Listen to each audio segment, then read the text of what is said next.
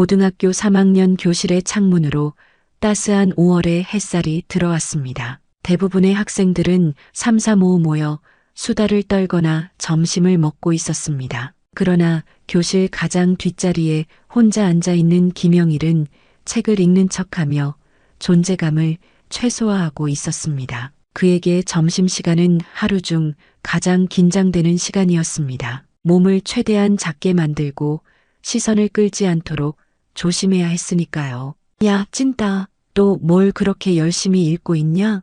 영일의 등 뒤에서 갑자기 들려온 목소리에 그의 어깨가 움찔 떨렸습니다. 박상철이었습니다. 반에서 가장 키가 크고 운동신경도 좋고 무엇보다 일진의 리더였죠. 영일은 천천히 고개를 들었습니다. 상철의 뒤로는 그의 친구들 서너 명이 더 서 있었습니다. 그냥 소설책이에요. 영일의 목소리는 작고 떨렸습니다. 상철은 영일의 책을 휙 낚아채더니 휴지통에 던져버렸습니다. 책이 휴지통 바닥에 퍽 하고 떨어지는 소리가 교실에 울렸습니다. 책은 무슨, 공부나 열심히 해라. 내가 그렇게 공부해봤자 인생 막장이지만. 상철의 말에 주변 친구들이 크게 웃었습니다. 영일은 고개를 숙인 채 아무 말도 하지 못했습니다. 반박하면 더 심한 괴롭힘이 기다리고 있다는 것을 경험으로 알고 있었으니까요. 너 같은 찐따는 숨 쉬는 것도 웃겨. 그 못생긴 얼굴로 어떻게 매일 거울을 보냐? 상철은 영일의 머리를 손가락으로 툭툭 치며 놀렸습니다. 다른 아이들도 한마디씩 거들었습니다. 쟤 어제도 체육 시간에 공 한 번 못 봤더라. 수학 시간에 문제 못 풀어서 선생님한테 혼났대. 여자애들이 쟤랑 짝되기 싫어서 자리 바꿔달라고 난리였대.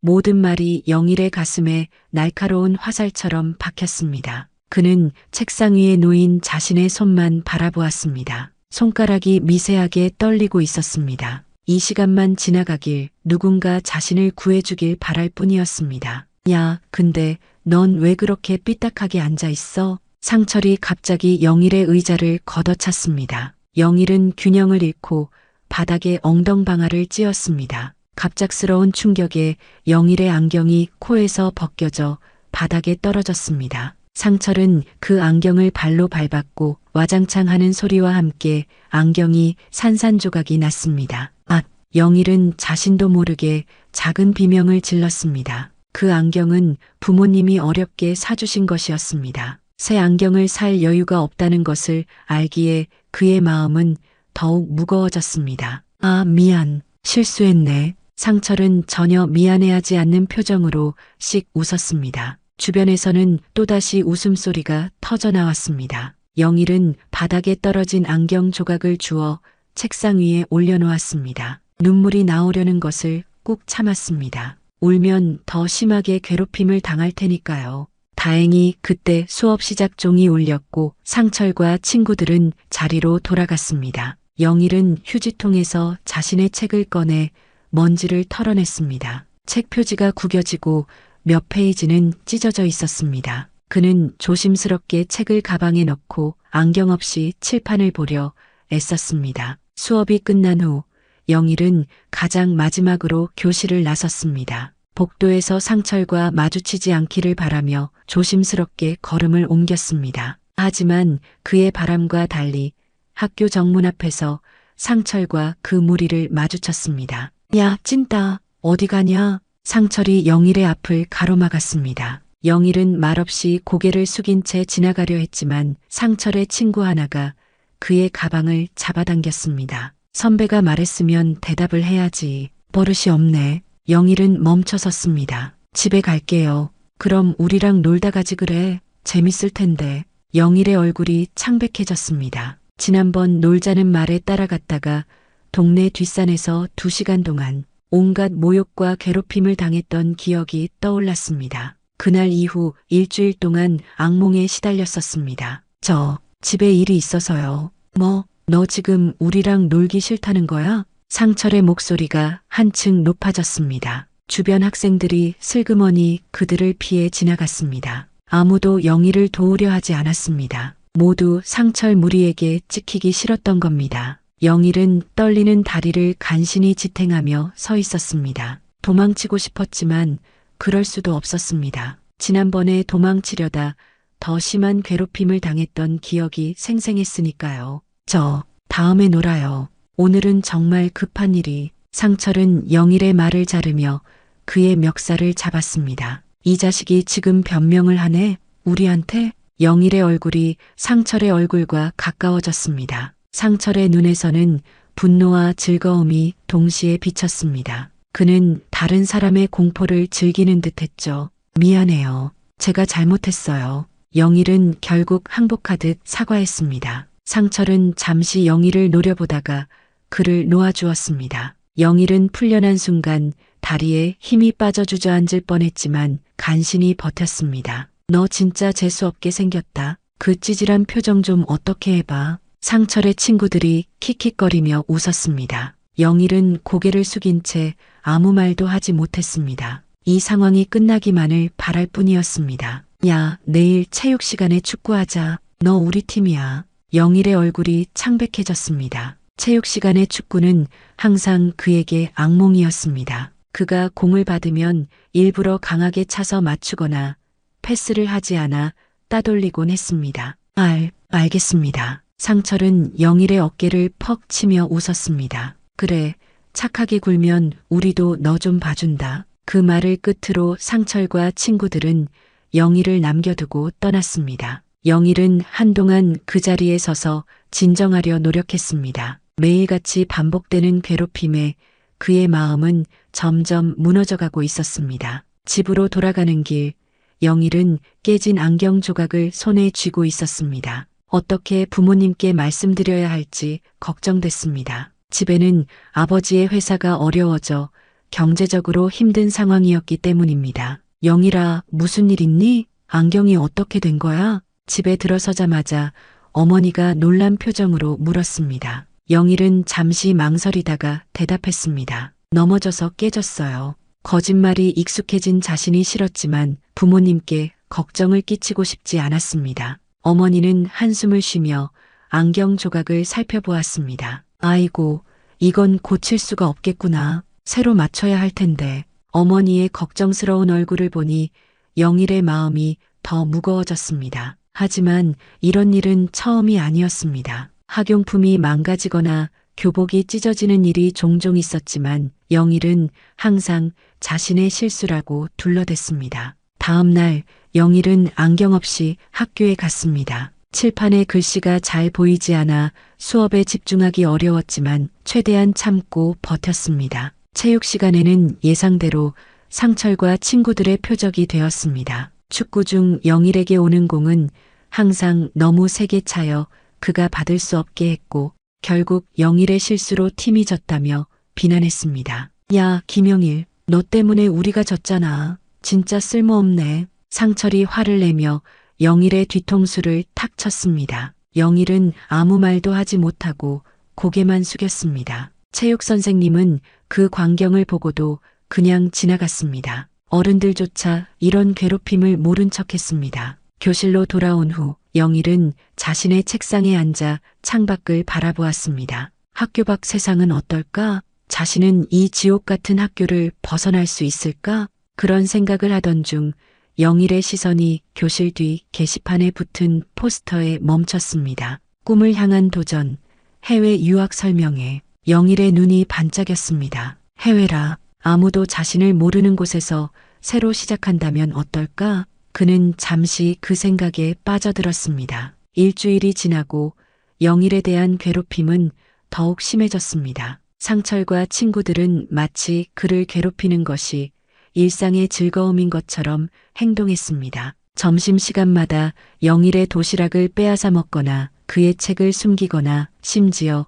화장실에 가두기도 했습니다. 어느 날 영일은 용기를 내어 상담 선생님을 찾아갔습니다. 그동안 겪었던 일들을 하나하나 털어놓았습니다. 상담 선생님은 영일의 이야기를 들으며 걱정스러운 표정을 지었습니다. 영일아, 많이 힘들었구나. 그런데 상철이가 그런 행동을 했다는 증거가 있니? 증거요? 매일 일어나는 일인데. 그래도 누군가를 가해자로 지목하려면 확실한 증거가 필요해. 혹시 너도 상철이를 오해한 건 아닐까? 영일은 순간 말문이 막혔습니다. 자신이 매일 겪는 고통을 이렇게 간단히 오해로 치부하다니요. 상담 선생님은 계속해서 말했습니다. 상철이는 우리 학교 대표 선수야. 대회에서 상도 많이 타고 학교의 얼굴이지. 그런 아이가 괴롭힘을 했다고 하면 신중하게 접근해야 해. 영일은 더 이상 말을 이어나갈 수 없었습니다. 선생님조차 자신을 믿어주지 않는다면 누구에게 도움을 청할 수 있을까요? 그는 고개를 숙인 채 상담실을 나왔습니다. 그날 이후 영일은 더 이상 누구에게도 도움을 청하지 않기로 결심했습니다. 그저 고등학교 생활이 끝날 때까지 참고 견디는 것만이 유일한 해결책이라고 생각했습니다. 하지만 매일 같은 괴롭힘을 당하며 그의 정신은 점점 지쳐갔습니다. 영일의 삶은 매일이 고통의 연속이었습니다.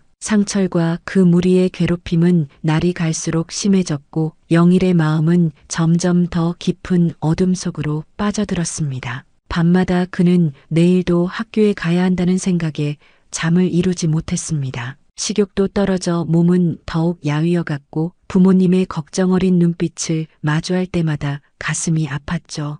기말고사가 두 주 앞으로 다가온 어느 날 상철은 영일에게 새로운 형태의 괴롭힘을 시작했습니다. 교실 뒤에서 영일을 붙잡고 그의 시험 공부 노트를 요구했습니다. 야, 찐따, 너 공부 잘한다며? 내일까지 국어랑 영어 요약 노트 가져와. 안 그러면. 영일은 고개를 들지 못한 채 가만히 듣고 있었습니다. 상철의 말이 끝나기도 전에 알았다는 듯 고개를 끄덕였습니다. 이미 반항하는 것이 얼마나 무의미한지 경험으로 알고 있었으니까요. 그리고 수학 문제집도 내가 풀 문제에 답 적어놓고. 영일은 또다시 고개를 끄덕였습니다. 상철은 만족스러운 표정으로 영일의 어깨를 툭 치고는 친구들과 함께 교실을 나갔습니다. 영일은 한동안 그 자리에 멍하니 서 있었습니다. 이제는 자신의 노력마저 빼앗기게 된 것입니다. 그날 밤 영일은 밤을 새워 상철을 위한 노트를 만들었습니다. 자신의 공부는 뒤로 미룬 채 상철이 이해하기 쉽도록 최대한 자세히 요약했습니다. 내일 상철이 마음에 들지 않으면 또 무슨 일이 벌어질지 생각하면 두려움이 몰려왔습니다. 다음 날 영일은 피곤한 눈으로 학교에 도착했습니다. 상철에게 건넬 노트를 가방에서 꺼내 들고 그를 찾았습니다. 상철은 교실 앞에서 친구들과 웃고 떠들고 있었습니다. 여기요. 노트. 영일이 조심스럽게 다가가 노트를 내밀었습니다. 상철은 노트를 받아들고 대충 훑어보더니 인상을 찌푸렸습니다. 이게 뭐야? 너무 복잡하게 써놨네. 더 간단하게 할 수 없었어? 영일은 말문이 막혔습니다. 밤새 최선을 다해 만든 노트였는데 이렇게 간단히 폄하당하니 가슴이 아팠습니다. 제가 다시 만들게요. 상철은 고개를 절레절레 흔들었습니다. 됐어. 이것도 그냥 쓰지 뭐. 내일은 수학 답지 가져오고. 영일은 겨우 안도의 숨을 내쉬었습니다. 그나마 다행이라는 생각이 들었죠. 그러나 이런 일이 매일 반복된다고 생각하니 앞이 깜깜했습니다. 시간이 흐를수록 영일은 점점 더 우울해졌습니다. 학교에서는 상철의 노예나 다름없는 생활을 하고 집에서는 부모님 앞에서 아무 일 없는 척 연기해야 했습니다. 그의 몸과 마음은 점점 지쳐갔고 때로는 모든 것을 포기하고 싶다는 생각이 들기도 했습니다. 기말고사가 일주일 앞으로 다가온 어느 날 영일은 평소처럼 상철의 명령으로 수학 문제집 답을 적어오고 있었습니다. 하필 그날은 수학 선생님이 갑자기 들어와 학생들의 자습 상태를 확인했고 상철의 책상에서 영일이 대신 풀어준 문제집을 발견했습니다. 박상철, 이리 나와보세요. 수학 선생님의 목소리는 평소보다 엄격했습니다. 상철은 어리둥절한 표정으로 앞으로 나갔습니다. 이 문제집 누가 풀었습니까? 제가 풀었습니다. 선생님, 정말입니까? 그럼 이 풀이 과정을 설명해 보세요. 상철은 당황한 표정으로 문제집을 바라보았습니다. 그는 자신이 이해하지 못하는 풀이 과정을 설명할 수 없었습니다. 선생님은 실망스러운 표정으로 고개를 저었습니다. 다른 학생의 것을 베끼는 건 용납할 수 없는 행동입니다. 누구의 것을 베꼈습니까? 상철은 잠시 망설이다가 영희를 가리켰습니다. 김영일이 자기가 해준다고 해서 영일은 그 자리에서 얼어붙었습니다. 자신이 괴롭힘을 당해 어쩔 수 없이 해준 일인데 마치 자신이 자발적으로 한 것처럼 말하는 상철의 뻔뻔함에 충격을 받았습니다. 김영일, 사실입니까? 모든 시선이 영일에게 쏠렸습니다. 그는 떨리는 목소리로 대답했습니다. 제가 도와준 것은 맞습니다만 다른 학생의 과제를 대신해 주는 것도 학칙 위반입니다. 두 사람 모두 방과 후에 교무실로 오세요. 수업이 끝난 후 영일은 덜덜 떨리는 다리로 교무실로 향했습니다. 상철은 이미 그곳에 서 있었고 그의 눈빛은 분노로 가득 차 있었습니다. 수학 선생님은 두 학생에게 경고장을 주고 부모님께 연락하겠다고 했습니다. 교무실을 나오자마자 상철이 영일의 팔을 강하게 잡아 끌었습니다. 그는 영일을 빈 교실로 끌고 가 문을 닫았습니다. 너 때문에 내가 망신당했잖아. 이 자식이. 상철의 주먹이 영일의 뺨을 강하게 때렸습니다. 예상치 못한 타격에 영일은 바닥에 쓰러졌습니다. 코에서 피가 흘렀습니다. 앞으로 선생님한테 또 이런 말 했다가는 너 죽을 줄 알아. 알았어? 영일은 공포에 질려 고개를 끄덕였습니다. 상철은 한 번 더 영일을 발로 차고는 교실을 나갔습니다. 영일은 한동안 바닥에 누워 울음을 참았습니다. 왜 자신에게만 이런 일이 일어나는 걸까요? 무엇이 그를 이토록 괴롭힘의 대상으로 만드는 걸까요? 다음 날 영일은 학교에 가기 싫었습니다. 부모님께는 몸이 아프다고 거짓말을 했지만 시험 기간이라 결석할 수 없다며 억지로 등교했습니다. 학교에 도착하자 예상대로 상철과 친구들이 그를 기다리고 있었습니다. 야, 너 어제 선생님한테 또 뭐라고 했어? 아무 말도 안 했어요. 그런데 선생님이 왜 내 부모님한테 전화했냐? 너 때문에 난 집에서 죽을 뻔했어. 상철의 분노에 찬 목소리가 영일의 귀를 때렸습니다. 영일은 아무 말도 하지 못한 채 그저 바닥만 바라보았습니다. 상철은 영일의 멱살을 잡고 벽으로 밀쳤습니다. 영일의 등이 벽에 세게 부딪히자 날카로운 통증이 척추를 타고 올라왔습니다. 너 때문에 난 어제 아버지한테 죽도록 맞았어. 이게 다 너 때문이야. 영일은 숨을 제대로 쉴 수 없었습니다. 상철의 손이 그의 목을 조이고 있었기 때문입니다. 주변의 학생들은 그 광경을 보고도 누구 하나 도움을 주지 않았습니다. 어떤 학생들은 오히려 휴대폰으로 그 모습을 찍기도 했습니다. 제발 놔주세요. 숨을 쉴 수가 없어요. 영일의 얼굴이 점점 붉어졌습니다. 상철은 마지못해 그를 놓아주었고 영일은 바닥에 쓰러져 헉헉거리며 숨을 몰아쉬었습니다. 상철은 그런 영일을 내려다보며 비웃었습니다. 너 이제 끝이야. 이번 시험에서 너 망하게 만들어줄 거야. 상철과 친구들은 그렇게 말하고 교실을 나갔습니다. 영일은 한동안 바닥에 주저앉아 있었습니다. 목에 남은 통증이 그를 괴롭혔지만 더 아픈 것은 마음이었습니다. 아무도 자신을 도와주지 않는다는 사실, 이 지옥 같은 학교에서 자신은 완전히 혼자라는 사실이 그를 절망에 빠뜨렸습니다. 수업 시간 영일은 집중할 수 없었습니다. 상철의 위협이 계속해서 귓가에 맴돌았습니다. 시험에서 자신을 망하게 한다는 말은 무슨 뜻일까요? 영일은 불안한 마음으로 고개를 들어 상철을 바라보았습니다. 상철은 마치 그 시선을 느낀 것처럼 뒤돌아보며 눈빛으로 경고했습니다. 며칠 후 드디어 기말고사가 시작되었습니다. 영일은 밤새 공부를 했지만 불안감 때문에 머릿속이 복잡했습니다. 첫 시험인 국어 시험지를 받자마자 문제를 풀기 시작했습니다. 잠시 후 화장실에 가고 싶다는 손을 든 상철이 그의 옆을 지나가며 영일의 책상을 살짝 건드렸습니다. 영일은 그 순간 이상한 예감이 들었지만 시험에 집중하려 노력했습니다. 시험이 절반쯤 지났을 때 갑자기 감독 선생님이 영일의 책상 앞에 섰습니다. 김영일 학생, 책상 밑을 좀 보세요. 영일이 책상 밑을 보니 작은 종이 조각이 있었습니다. 열어보니 국어시험 답안이 적혀 있었습니다. 영일은 충격에 빠졌습니다. 그는 분명 그런 종이를 가져오지 않았습니다. 선생님, 이거 제 것이 아닙니다. 저는 컨닝하지 않았어요. 하지만 이미 늦었습니다. 감독 선생님은 영일의 시험지를 회수하고 그를 교무실로 데려갔습니다. 교무실에서는 학년 주임 선생님이 엄중한 표정으로 영일을 기다리고 있었습니다. 컨닝은 학칙에서 가장 중대한 위반 사항입니다. 이번 시험은 0점 처리되고 학부모님께 연락할 겁니다. 영일은 필사적으로 해명하려 했지만 누구도 그의 말을 믿어주지 않았습니다. 증거는 명백했고 그의 책상 밑에서 나온 컨닝 페이퍼는 부정할 수 없는 사실이었습니다.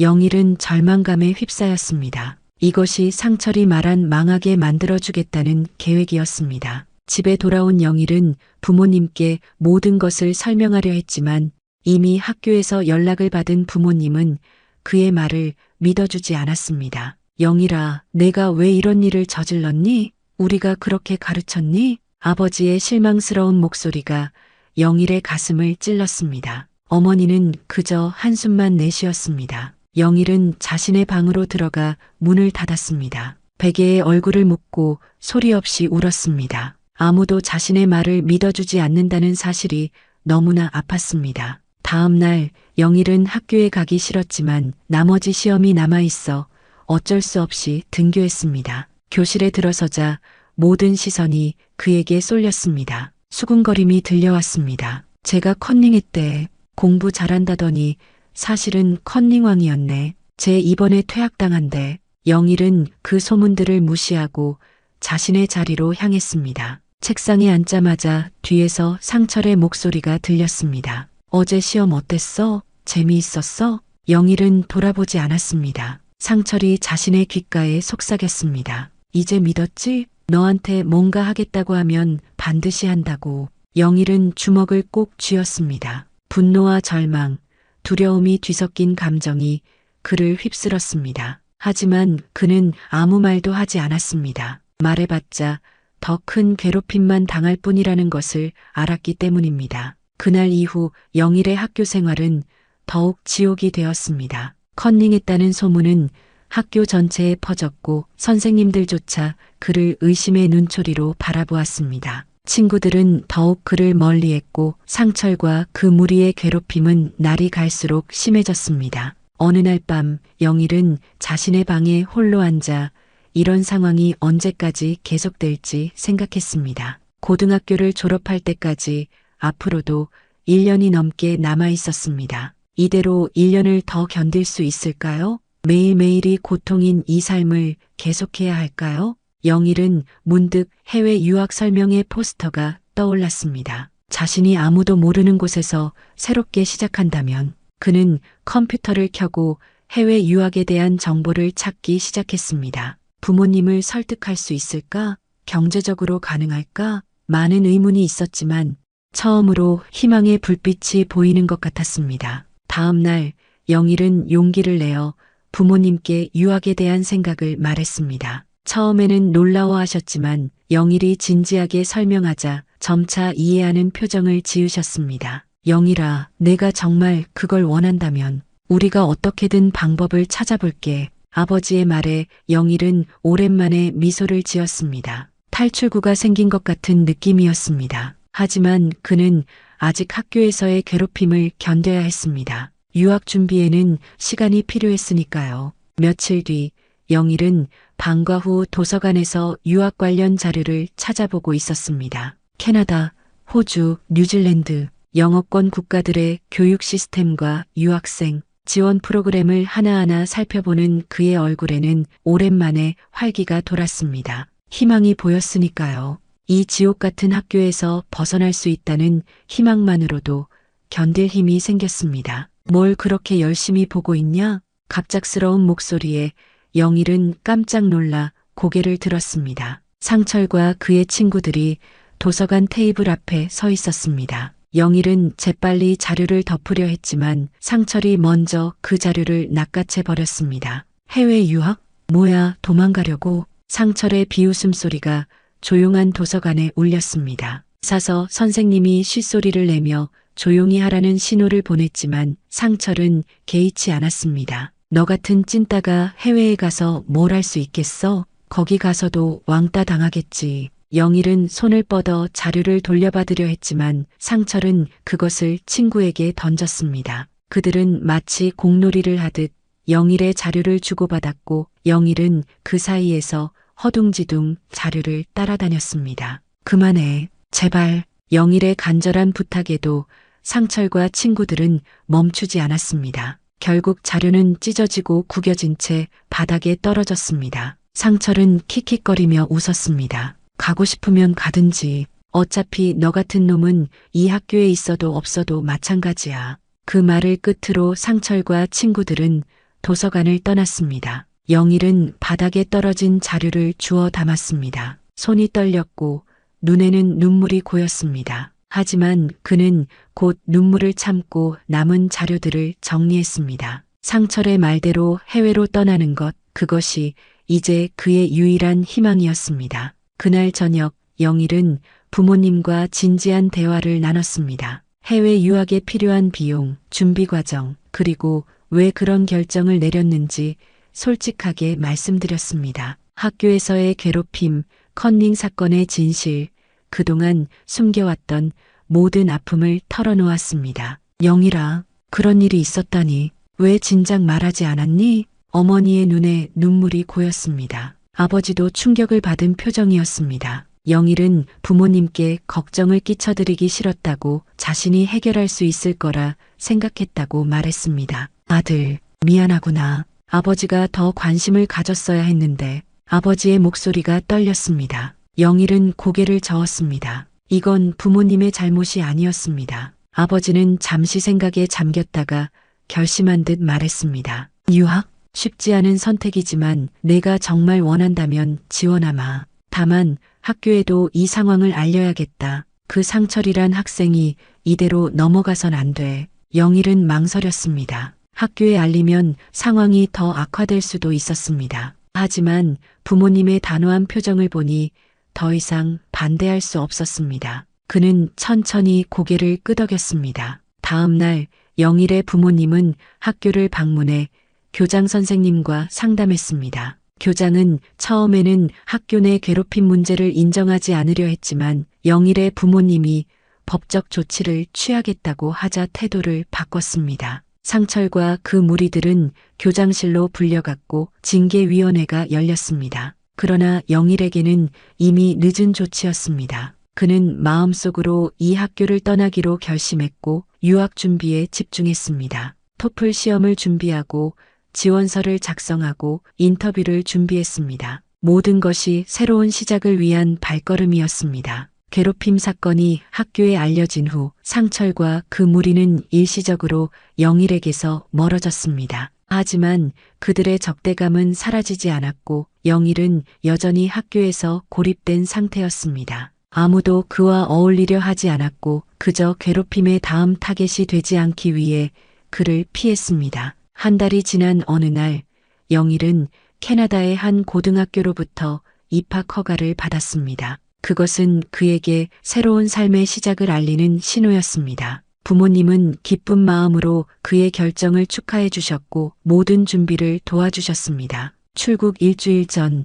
영일은 마지막으로 학교에 등교했습니다. 자퇴서를 제출하고 필요한 서류를 받기 위해서였습니다. 교무실에서 나오던 중 그는 복도에서 상철과 마주쳤습니다. 상철의 눈에는 여전히 적대감이 서려 있었지만 이제 영일은 더 이상 두려워하지 않았습니다. 정말 떠나는 거야? 상철의 목소리에는 믿을 수 없다는 듯한 어조가 묻어났습니다. 영일은 처음으로 상철의 눈을 똑바로 쳐다보며 대답했습니다. 응, 캐나다로 유학 가. 더 이상 여기에 있을 이유가 없으니까. 상철은 잠시 말을 잃은 듯 했습니다. 영일이 이렇게 당당하게 나온 것은 처음이었으니까요. 그는 곧 비웃는 표정을 지었습니다. 뭐 잘 가라. 거기 가서도 찐따 인생 살겠지. 영일은 미소를 지었습니다. 상철의 말은 더 이상 그에게 상처를 주지 못했습니다. 그는 이미 이 모든 것을 뒤로하고 새로운 시작을 준비하고 있었으니까요. 고마워, 상철아. 너 덕분에 난 더 강해졌어. 그리고 언젠가 다시 만날 날이 올 거야. 그 말을 남기고 영일은 복도를 걸어 나갔습니다. 상철의 당황한 표정이 등 뒤로 느껴졌지만 그는 뒤돌아보지 않았습니다. 이제 그의 앞에는 새로운 길이 열려 있었습니다. 출국 당일 영일은 공항에서 부모님과 작별 인사를 나눴습니다. 어머니는 눈물을 참지 못하고 영일을 꼭 안아주셨고 아버지는 그의 어깨를 강하게 쥐며 격려해 주셨습니다. 아들, 거기서 새롭게 시작하렴. 내 미래는 내가 만드는 거야. 영일은 고개를 끄덕이며 미소 지었습니다. 그리고 비행기에 오르기 전 마지막으로 뒤돌아보았습니다. 한국에서의 모든 아픔과 상처를 이곳에 두고 가겠다는 다짐과 함께 언젠가는 당당히 돌아올 것이라는 결심을 가슴에 새겼습니다. 비행기가 활주로를 달리기 시작하자 영일은 창밖을 바라보았습니다. 한국의 풍경이 점점 작아지고 구름 속으로 사라져갔습니다. 18년간 살아온 고향을 떠나는 순간이었지만 그의 마음은 이상하게도 평온했습니다. 마치 지금까지의 삶은 끝났고 새로운 삶이 시작된다는 느낌이었습니다. 캐나다 밴쿠버에 도착한 영일은 호스트 가정의 따뜻한 환영을 받았습니다. 로버트와 캐런 부부는 영일을 마치 자신들의 아들처럼 대해주었고 그들의 아들 마이클은 영일에게 친절하게 학교와 지역 사회에 대해 알려주었습니다. 처음 겪는 타국의 문화와 언어에 영일은 적응하는데 시간이 필요했지만 호스트 가족의 도움으로 점차 편안해졌습니다. 새 학교 첫날 영일은 긴장한 상태로 교실에 들어섰습니다. 한국에서의 경험이 트라우마로 남아 새로운 친구들을 만나는 것이 두려웠습니다. 하지만 예상과 달리 많은 학생들이 호기심 어린 눈으로 그에게 다가왔습니다. 너 한국에서 왔니? K-팝 좋아해. BTS 알아? 한 여학생이 밝은 미소로 물었습니다. 영일은 어색하게 미소 지으며 고개를 끄덕였습니다. 언어의 장벽이 있었지만 학생들은 인내심을 가지고 그의 말을 들어주었고 영일이 영어로 표현하기 어려울 때는 도움을 주었습니다. 점심시간 영일은 혼자 앉아 식사를 하려던 중 마이클과 그의 친구들이 다가왔습니다. 영일, 우리랑 같이 먹자. 영일은 잠시 망설였습니다. 한국에서는 상상도 할 수 없었던 일이었으니까요. 그는 조심스럽게 그들의 테이블로 자리를 옮겼고 그들의 대화에 천천히 동참하기 시작했습니다. 웃음소리가 오가고 서로의 문화에 대해 이야기하며 영일은 학교 생활이 이렇게 즐거울 수도 있다는 것을 처음으로 느꼈습니다. 시간이 흐르면서 영일의 영어 실력은 크게 향상되었고 학교 생활에도 완전히 적응했습니다. 그는 수학과 과학 과목에서 뛰어난 성적을 보여주었고 컴퓨터 프로그래밍 클럽에 가입하여 자신의 재능을 발휘했습니다. 학교 선생님들은 그의 진지한 학습 태도와 창의력을 높이 평가했고 친구들은 그의 성실함과 따뜻한 성격을 좋아했습니다. 한국에서의 기억은 점차 흐릿해졌지만 가끔 악몽처럼 그를 찾아오곤 했습니다. 특히 상철의 얼굴은 잊기 어려웠습니다. 그러나 영일은 더 이상 그 기억에 사로잡히지 않으려 노력했습니다. 그는 지금 여기 새로운 삶에 집중했습니다. 영일, 너 대학 어디 지원할 거야? 고등학교 마지막 학년이 되자 친구들 사이에서는 대학 진학에 대한 이야기가 많아졌습니다. 영일은 이미 목표를 정해두었습니다. MIT나 스탠포드에 지원하려고. 컴퓨터 과학을 전공하고 싶어? 친구들은 놀라워했습니다. 그 학교들은 세계 최고의 대학이었고 입학하기가 매우 어려웠습니다. 하지만 영일의 성적과 프로그래밍 실력 그리고 그간 참여했던 다양한 프로젝트들을 생각하면 불가능한 일은 아니었습니다. 와, 정말 대단하다. 넌 꼭 합격할 거야. 마이클의 응원에 영일은 미소 지었습니다. 한국에서는 상상도 할 수 없었던 꿈이었지만 이제는 현실이 될 수 있다고 믿었습니다. 그는 매일 밤 늦게까지 공부하고 주말에는 프로그래밍 대회에 참가하며 자신의 역량을 키웠습니다. 그렇게 시간이 흘러 대학 지원 결과가 발표되는 날이 왔습니다. 영일은 떨리는 마음으로 이메일을 열었습니다. 잠시 후 그의 얼굴에 환한 미소가 번졌습니다. 합격했어. MIT에 합격했어.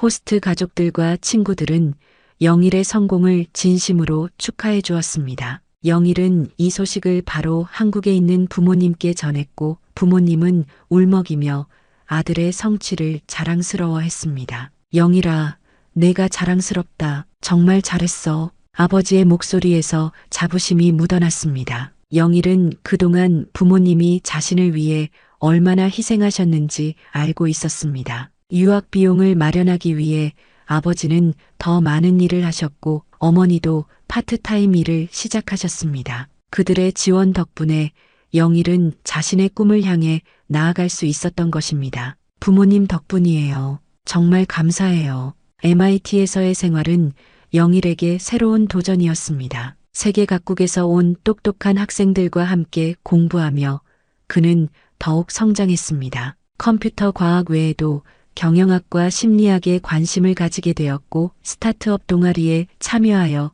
사업 아이디어를 발전시켰습니다. 대학 3학년 때 영일은 친구들과 함께 자신만의 회사를 창업했습니다. 그들이 개발한 인공지능 기반 교육 플랫폼은 학생들의 학습 패턴을 분석하여 맞춤형 교육을 제공하는 혁신적인 서비스였습니다. 초기에는 어려움도 많았지만 영일의 끈기와 창의력 덕분에 그 회사는 점차 성장하기 시작했습니다. 대학을 졸업한 후 영일은 회사에 전념했습니다. 그의 플랫폼은 북미 지역을 넘어 유럽과 아시아로 확장되었고 교육기술 분야에서 주목받는 스타트업으로 자리 잡았습니다. 29살이 된 영일은 이제 수백 명의 직원을 둔 성공한 CEO가 되었습니다. 어느 날 영일은 한국 시장 진출을 고려하게 되었습니다. 한국의 교육열과 기술 수용도를 생각하면 좋은 기회였습니다. 하지만 한국은 그에게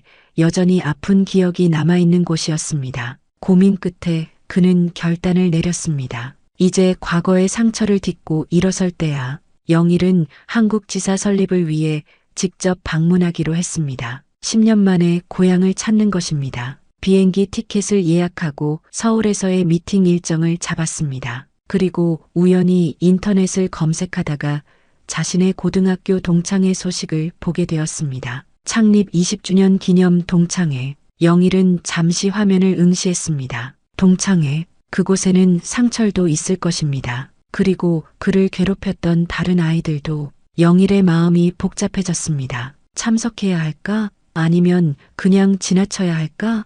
깊은 생각 끝에 영일은 미소를 지었습니다. 이제 그는 더 이상 겁에 질린 고등학생이 아니었습니다. 성공한 사업가이자 자신감 넘치는 어른이었습니다. 동창회에 참석하여 자신의 변화된 모습을 보여주는 것, 그것이야말로 진정한 승리가 아닐까요? 참석하자. 이제 더 이상 도망치지 않을 거야.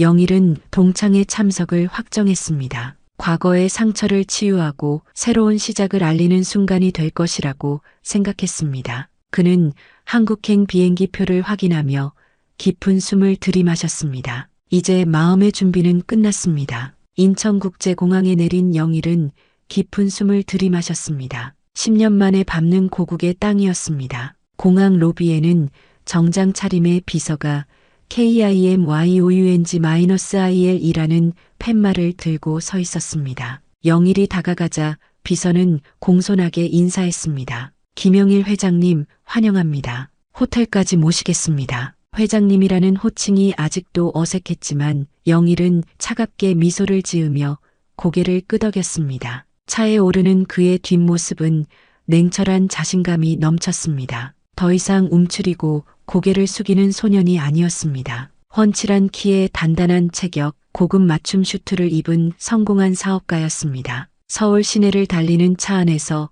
영일은 창밖의 풍경을 무표정하게 바라보았습니다. 10년 사이 서울은 더욱 현대적으로 변해 있었습니다. 높은 빌딩들과 화려한 간판들, 분주하게 오가는 사람들, 모든 것이 낯설면서도 익숙했습니다. 그러나 이 도시는 그에게 아픈 기억으로 가득한 곳이었습니다. 호텔에 체크인한 후 영일은 내일 있을 비즈니스 미팅 자료를 확인했습니다. 한국의 대형 교육 기업들과 협력을 논의할 예정이었습니다. 그의 AI 기반 교육 플랫폼은 이미 글로벌 시장에서 인정받고 있었고 한국 진출은 그의 사업 확장의 중요한 단계였습니다. 자료를 검토하던 중 영일의 시선이 책상 위에 놓인 동창의 초대장으로 향했습니다. 내일 저녁에 있을 동창회. 그의 눈빛이 차갑게 빛났습니다. 이것은 그가 오랫동안 기다려온 순간이었습니다. 그를 괴롭혔던 자들에게 자신이 얼마나 성공했는지, 그들의 괴롭힘에도 불구하고 얼마나 높이 올라섰는지 보여줄 기회였습니다. 기다려왔던 순간이야. 영일은 냉정한 미소를 지으며 초대장을 손가락으로 두드렸습니다. 거울 속 자신의 모습을 바라보며 자신감을 불어넣었습니다. 그는 이제 세계적인 기업의 CEO였고 더 이상 누구에게도 움츠러들 필요가 없었습니다. 오히려 이제는 그가 우위에 서 있었습니다. 다음 날 영일은 성공적인 비즈니스 미팅을 마쳤습니다. 한국의 주요 교육 기업들은 그의 플랫폼에 큰 관심을 보였고 몇몇 회사와는 협력 계약을 체결하기로 예비 합의를 이끌어냈습니다. 영일의 자신감은 더욱 커졌습니다. 저녁이 되자 영일은 동창회가 열리는 호텔 연회장으로 향했습니다. 연회장 입구에 도착하자 심장이 차분하게 뛰었습니다. 문 앞에는 고등학교 20주년 기념 동창회라는 현수막이 걸려 있었습니다. 이제 시작이다. 영일은 냉정하게 마음을 다잡고 문을 열었습니다. 연회장 안은 이미 많은 사람들로 북적였습니다. 오랜만에 만난 동창들이 반갑게 인사를 나누고 술잔을 기울이며 웃고 떠들고 있었습니다. 영일은 천천히 안으로 들어섰습니다. 처음에는 아무도 그를 알아보지 못했습니다. 10년 전 조용하고 마른 소년의 모습은 사라지고 자신감 넘치는 성공한 사업가의 모습으로 변해 있었으니까요. 영일은 차갑게 연회장을 둘러보며 익숙한 얼굴들을 찾았습니다. 저기 혹시 김영일 아니야? 한 여학생이 조심스럽게 다가와 물었습니다. 영일은 무심한 미소를 지으며 고개를 끄덕였습니다. 맞아요. 오랜만이네요. 와, 정말 많이 변했다. 소문으로 들었는데 정말 해외에서 큰 회사 차렸다며? 그 말에 주변 동창들이 관심을 보이며 영일에게 다가왔습니다. 영일은 자연스럽게 자신의 이야기를 들려주었습니다. 캐나다로 유학 간 일, MIT에서 공부한 일, 그리고 자신의 회사를 창업한 이야기까지. 동창들은 놀라움과 부러움이 섞인 눈빛으로 그의 이야기에 귀 기울였습니다. 와, 정말 대단하다. 우리 반에서 이렇게 성공한 사람이 나오다니. 동창들의 칭찬에 영일은 겸손한 듯 웃었지만 그의 눈빛은 차가웠습니다. 그때 멀리서 익숙한 목소리가 들려왔습니다. 김영일, 정말 너야? 영일은 천천히 고개를 돌려 목소리의 주인공을 바라보았습니다. 박상철이었습니다. 그는 예전의 모습에서 많이 변해 있었습니다. 건장했던 체격은 약간 처져 있었고 자신감이 넘치던 눈빛은 흐릿해져 있었습니다. 일반 회사원처럼 보이는 그의 모습에 영일은 내심 만족감을 느꼈습니다. 오랜만이야, 상철아. 영일의 목소리는 차갑고 단호했습니다. 상철은 잠시 말을 잇지 못했습니다. 영일의 당당한 태도와 세련된 모습에 놀란 듯 했습니다. 그는 어색하게 웃으며 말했습니다. 많이 변했네. 진짜 성공했다면서? 대단하다. 영일은 천천히 고개를 끄덕였습니다. 과거에 그를 괴롭혔던 상철이 이제는 어색하게 웃고 있는 모습이 아이러니했습니다. 그는 차가운 미소를 지으며 대답했습니다. 너는 어떻게 지냈어? 상철은 잠시 머뭇거리다가 대답했습니다. 나 그냥 그렇게 살아. 아버지 회사에서 일하고 있어. 크진 않지만. 영일은 상철의 말을 들으며 내심 기뻤습니다. 한때 그토록 두려웠던 사람이 이제는 이렇게 초라해 보인다니. 그는 예상했던 대로 평범한 인생을 살고 있었습니다. 그렇구나. 영일의 차가운 반응에 상철은 더욱 당황한 듯 했습니다. 그는 술잔을 들어 어색하게 웃으며 말했습니다. 건배하자. 내 성공을 축하하며. 영일은 잠시 고민하다가 천천히 술잔을 들었습니다. 과거의 상처는 여전히 그의 마음 깊숙이 남아 있었고 그는 결코 잊지 않을 것입니다. 그래, 건배하지. 두 사람은 간단히 건배를 나눈 후 각자의 자리로 돌아갔습니다. 영일은 다른 동창들과 이야기를 나누며 시간을 보냈습니다. 많은 사람들이 그의 성공 이야기에 관심을 보였고 그는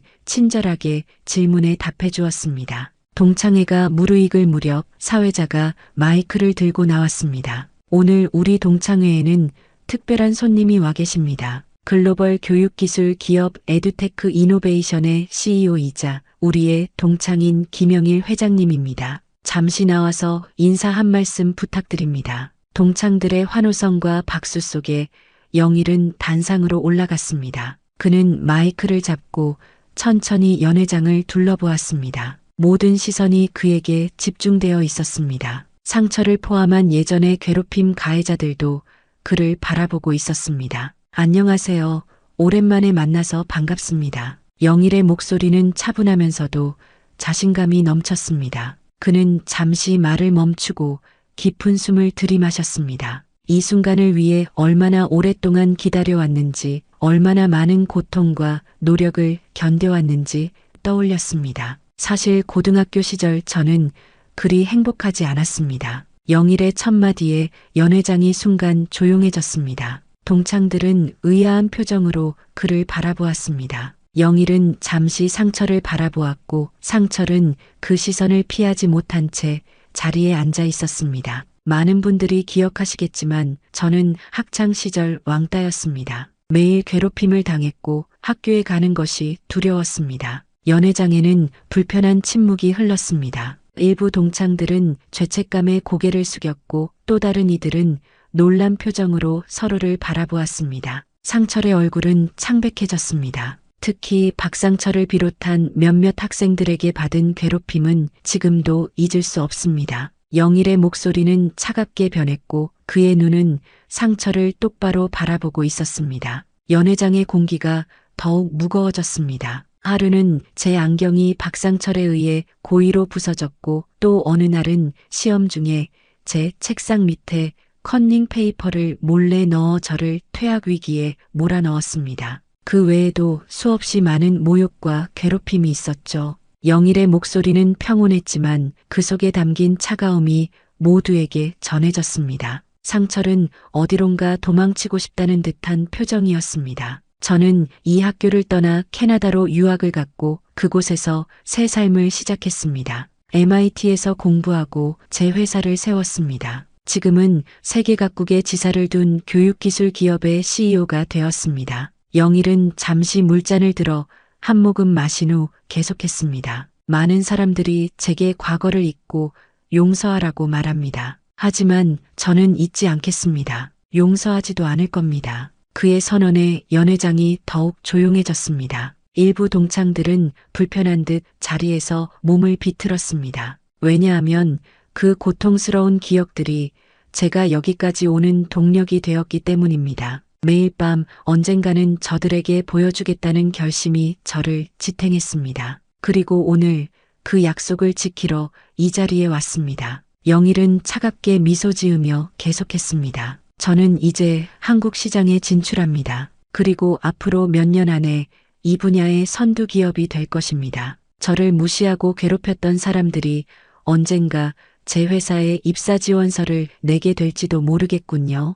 그의 말에 몇몇 사람들이 당혹스러운 표정을 지었습니다. 상철은 자리에서 일어나 연회장을 빠져나가려는 듯 했지만 영일의 다음 말에 멈췄습니다. 하지만 걱정하지 마세요. 저는 여러분과 달리 전문적입니다. 비즈니스는 비즈니스일 뿐 개인적인 감정은 섞지 않겠습니다. 적어도 표면적으로는요. 영일은 냉소적인 미소를 지으며 말을 마쳤습니다. 성공이란 최고의 복수라고 하지요. 저는 그 말을 증명하게 되어 기쁩니다. 감사합니다. 그의 연설이 끝나자 연회장은 어색한 박수 소리로 가득 찼습니다. 사람들은 서로 눈치를 보며 어떻게 반응해야 할지 몰라 했습니다. 영일은 담담하게 단상에서 내려왔고 일부 동창들이 그에게 다가왔습니다. 영일아, 그동안 정말 힘들었겠구나. 우리가 그때 도와주지 못해서 미안해. 영일은 공허한 미소로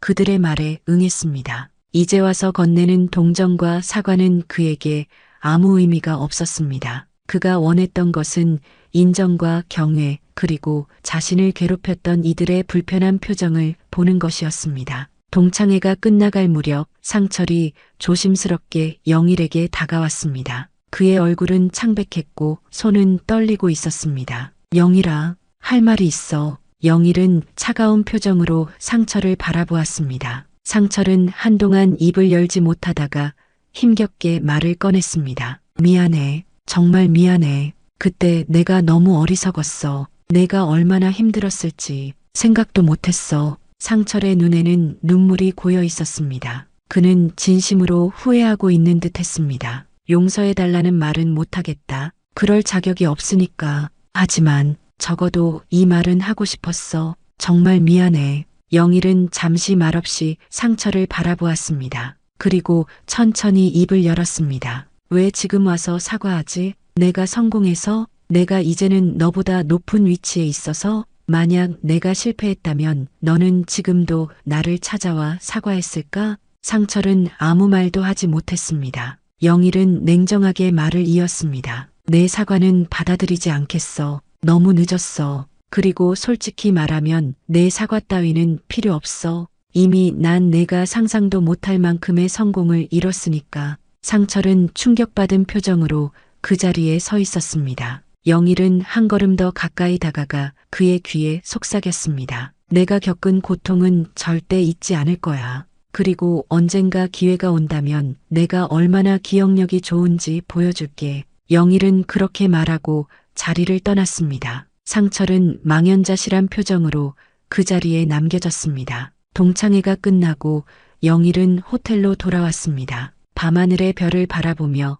그는 깊은 생각에 잠겼습니다. 오늘 동창회에서 자신이 한 말과 행동들이 스쳐 지나갔습니다. 복수는 달콤했지만 완전히 만족스럽지는 않았습니다. 하지만 이것은 시작에 불과했습니다. 다음 날 아침 영일은 차가운 결의를 다지며 일어났습니다. 그는 커피를 마시며 오늘의 일정을 확인했습니다. 한국 지사 설립을 위한 미팅들이 기다리고 있었습니다. 그의 계획은 이제 시작이었습니다. 호텔을 나서기 전 영일은 잠시 창밖의 서울 풍경을 바라보았습니다. 아침 햇살이 빌딩 숲을 비추고 있었고 사람들은 분주하게 출근길을 서두르고 있었습니다. 이 도시는 이제 그에게 기회의 땅이었습니다. 자신을 괴롭혔던 이들에게 진정한 의미의 성공이 무엇인지 보여줄 수 있는 기회. 이제 진짜 시작이다. 영일은 냉정한 미소를 지으며 호텔을 나섰습니다.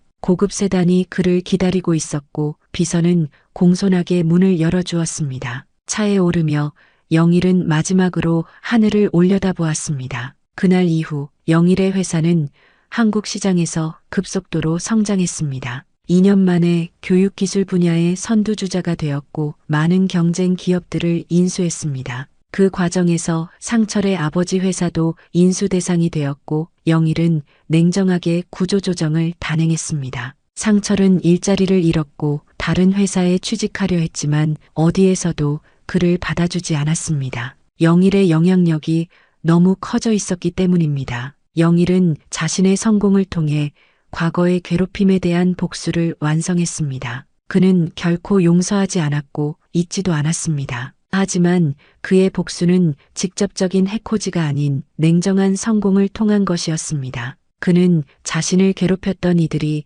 자신의 그림자 아래에서 살아가는 것을 보며 만족했습니다. 성공이 최고의 복수다. 영일은 서울 도심이 내려다 보이는 자신의 회사 펜트하우스 사무실에서 그 말을 되새기며 냉소적으로 미소 지었습니다. 그의 복수는 완성되었지만 마음속 상처는 여전히 남아 있었습니다. 하지만 그것은 이제 그에게 약점이 아니라 힘이 되었습니다. 더 높이 올라가기 위한 끝없는 동력이 되었습니다.